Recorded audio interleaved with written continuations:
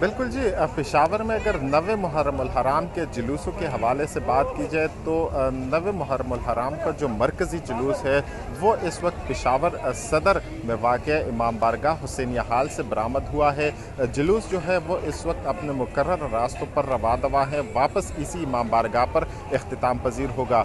जुलूस में बड़ी तादाद में अज़ादार जो है वो शामिल है, जो कि जंजीर जनी और नवाहपानी भी साथ साथ कर रहे हैं। सिक्योरिटी की अगर बात की जाए तो इंतहाई सख्त हिफाजती इंतजाम यहाँ पर किए गए हैं। जंजीर जनी के दौरान जो ज़ख्मी होने वाले अज़ादार हैं उनको तिबी सहूलियात फराहम करने के लिए मुख्तलिफ इदारे भी यहाँ पर मौजूद है, स्टैंड बाई खड़े हैं। रेस्क्यू 1112 और साथ में जो है वो ईदी की टीमें यहाँ पर लगाई गई है, यहाँ पर डिप्लॉयड की गई है, जो ज़ख्मी होने वाले अज़ादारों को तिबी सहूलियात मौके पर फराहम कर रहे हैं। पेशावर सदर को मुख्तलिफ अतराफ से सील किया गया है। साथ में अगर पेशावर के अंदरूनी शहर के इलाके की बात की जाए तो वहाँ पर भी छोटे बड़े जुलूस जो है वो इस वक्त बरामद हो रहे हैं। जी।